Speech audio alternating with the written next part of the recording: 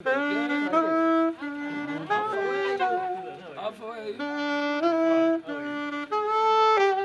you.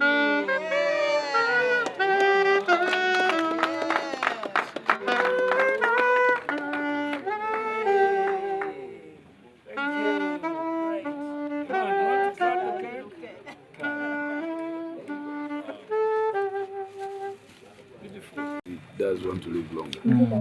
Obulamu buli divided into several three steps. Waliwo step eno esooka ng'owezezza emyaka kuva lw'ozaalibwa paka myaka nga 25.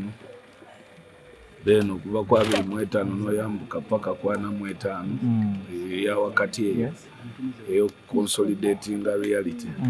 Then kati okuva ku 45 n'oyambuka ku retirement. Okuva 45 paka nga 70. When we look ndowooza gagamaliemu ku ezo strong fan base eziri mu music industry eggwanga Uganda nako leo basobodde okuba ne bakusurprisinga sigwe mulundi ogubanga gusoose kitegeeza ki eri abantu abayimbi abatabagezaako nti no babuildinga fan base yaabwe and things like that? Well, it's very important because it's the key to learning loyalty. Munsi and omuntu yena atalina loyalty munsi they are not humans because you have to be loyal to something in life. You have to believe in something in life. These funds make you feel message to the artists, they should know these funds make you feel like you're wanted, your family. Yes. You know when there's a problem there's always somebody for you. When you're in sorrow or happiness you're together. Kibi nnyo okubeera artists never beera ne hit songs nga tolina those close personal fans who really make, like you can see in this compound. They're never new. It's a very good feeling and it's what they should work towards because bakuyamba n'okubuulira all mistakes. Most singers they are facing a lot of problems because they don't have that attachment to a closest circle. No, this was right, this was wrong. It's not just a matter of support. It comes out to abantu abasobola n'okuwabula. So that is the circle gy'olaba nti. At 45 it has not been a bed of roses since obadde oyita kafeka kokka. Never. But what has been your lowest moments as you turn 45 and you're approaching 50? Well, I cannot specifically now point at any lowest moments because in some life bitwalanga challenges, which definitely you must expect challenges in life. Yes. Otherwise you cannot describe day if there was no night. Ogamba okusiima ekirungi ky'olina okusooka nga okubeera mu bulamu obuzibu okusiima nti n'okulaba enjawulo nti okoze olina kubanga wali tolina then bw'ofuna n'omanya nti so and kati that is the difference in age. Olaba when I make 45 binali mpita ebizibu si bizibu tebyali bizibu. Those were the challenges, so I see things differently. But wogamba nti challenges kyezaali awo omuntu z'abayise, maybe my lowest was a moment when I thought I was to die when I was short. Yes. And olaba you're going to leave your family. But thank God spirit yange always very high. I never look at the negative. Okay. At 45 still tekiba nti no olwokuba gwe BEBE ku nti ogwasembayo okubeera owakabi mu ggwanga lino wabaawo abakwatizaako okuzimba branding nga BEBE ku wadde Moses Sali ayinza okuba nti waali naye w'amaanyi. Attributions ki oba bantu ki abo abakwatiddeko to be the BEBE ku olunaku olwaleero nti woyogera bwogezi bagamba Sali ayogedde? Of course God comes first. Katonda, because guidance eyo gyeva. If you have somebody you fear.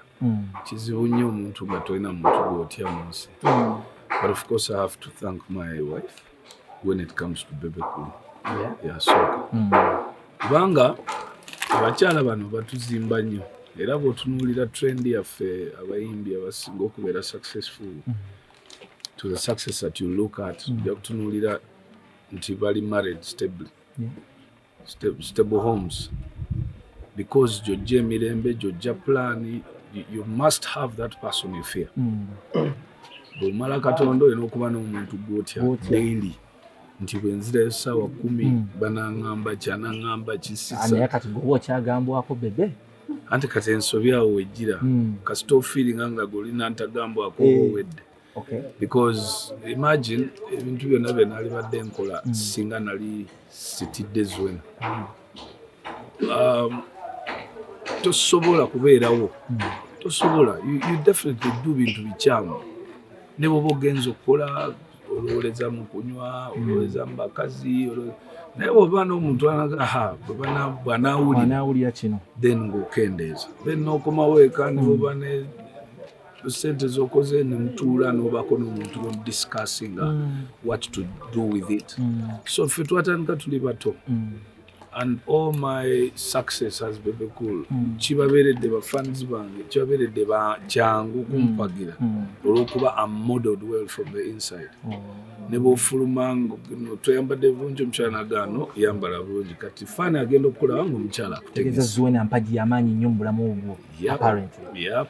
And then definitely comes my family, Gagama family members who are not new. Gagama family erimu abantu abasalawo tebafaayo kikyogamba. They don't care. They know who I am, so they will build me to what ebbanga eryo lyonna imagine. It was the first big group one in Uganda supporting me. So ne bwemba kutaluyimba ne bwembeera n'ebizibu they approach me individually ne bwebaba n'ebizibu so eyo relationship nebanga engaidinga ne bw'obaayo ekintu nga tekyali ntuuseeko nga kiyinza okubeera dangerous oyinza okusanga omuntu nakubira essimu naga rasta eggulu kiri bwe kiti kati tukole bwe tuti. So as time has gone by ne bafuuka very important in my decision making. So if every time you make the right decisions, you're definitely going to succeed. Myaka 5 gye gibulayo tugende ku nsonga gye batugamba nti at 50 ogenda banga oyimba reggae music. How far would that dream ogenda lekerawo okuyimba up and wine odde mu reggae music again? Kirabika tekijja kusoboka kuba mpulira no, seriously. You don't, at that time I could have said a lot, but now ebisigadde bibeera more towards God. Okay. Lwansonga tosobola kumanya what comes. I feel I'm still flowing strong, stronger than before. I mean, in my life 2 weeks ago when I stood 150 kilograms of weight bench. 150. I think I hold before. And this is so. Naye kati ku bench, if I can carry 150 kgs, then what are you talking about?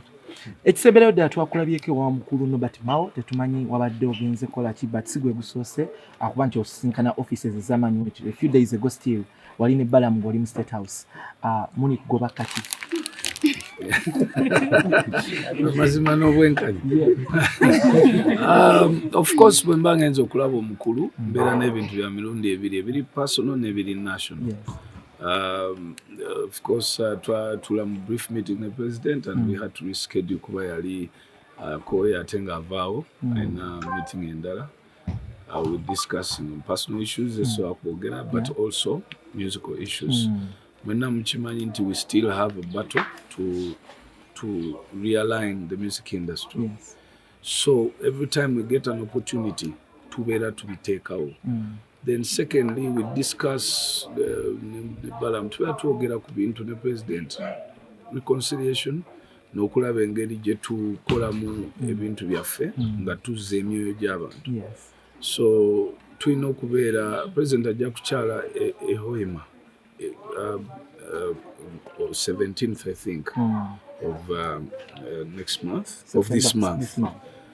Ng'era tugenda mwezi ensonga ez'okulaba nti manyi bwe tuba tutunuulira ebintu bya ensi yaffe kati ffe tetukyatunulira nnyo individual.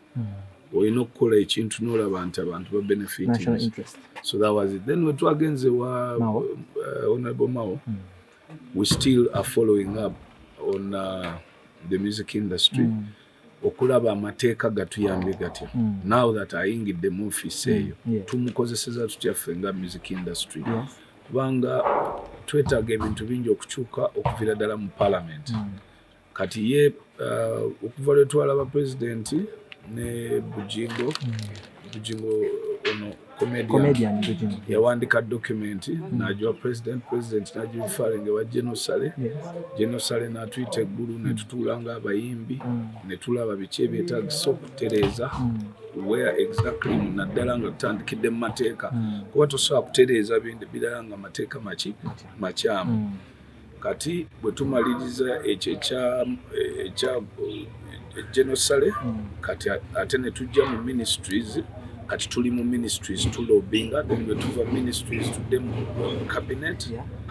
cabinet wegwa then bidde mu parliament agreeing okukyusa obuwayiro obwo obuprotectinga music industry oba entertainment industry ne arts zonna wamu. So twabadde tulina okuddamu okweyanjula ne twanjula n'ensonga. Lucky enough omwami oyo gw'olaba ali so clever, nze mu bakulembeze be naalabye mu ba politicians be naalabye oyo musajja alina amagezi wootukiza okuba nti nno oli mu position nga Honorable Mao gy'alimu olina okuba ng'olina amagezi nga toyagala eggwanga. We had a very good conversation n'atulaga follow up n'akkiriza okutuchampioninga kubanga ye amanyi value ya industry yaffe. Industry yaffe determining ebintu bingi. So twakimaliriza bulungi era tuzzeemu buto kati akikutte mu ngalo ate nga tukola naye ne Attorney General at the same time. Being an elder, being an elder in the business, tetuyinza butakubuuza ku leadership because era wadde oli mukulu mu industry era n'obukulembeze bukwatako basindi bazzeemu ne beeteeza mu ntebe ne balonda interim committee. I think what is your projection about that? Tekibeera nti basindi beeterezeza mu ntebe, kibeera nti that is omanyi obukulembeze bubeera n'ennono how things can be done bwe biba biganya. Olaba nga Kenya bwe kiri buba bwe kyali nti bwe tebunnaba tumala wiiki namba nga tukyabala tukakasa then gwe tolanga gundi kati n'ekyo bwe kigaana bwe baba basibaganye bagambe nti bakola gavumenti eyawamu bintu bingi. So ye process era ekintu ekya okulonda bwe kituuse nti bwe kiba ekyo kiganye then mufune interim leadership etugira etutwala then when people wake up and they are sober minded bulungi then musobola okulonda nga mwenna mutegedde lwaki. Era yesterday meeting eyo mwabaddemu ne Lord Bitem mujjukira nabagaana wagamba tomumanyiddeko ddala kati tolaba nti mumanyi era I managed to recognize him ne mwebaza okuba nti nno azze then ne mugaa nti kati ogenda kuwulira ensonga lwaki twali tugamba ebintu etwali tugamba ne tubikula empapula zabadde nga 50 page ku page nga tuzibikulira Honorable Mao nga definitely ne bwe mba nziwadde Lord Bitem teyalisobodde kola kikuzanjula. Okay? Era nabeera so surprised nawuliriza throughout the whole meeting and we agreed together nti what matters si omutwe naye omubiri gwonna from head to bottom tukolere wamu. Okay? Si nti ono ye mukulu ono ye mutono era bwe kyavuddeyo bwe kityo I believe everyone will be able to understand because we took Honorable Mao yatuwadde 4 hours. 4 hours. A minister doesn't just do that. So, nsuubira nti jja tutambula bulungi eyo side. Okay, happy birthday to you, Gamuyissemu CEO. We are Uncut Kalaka.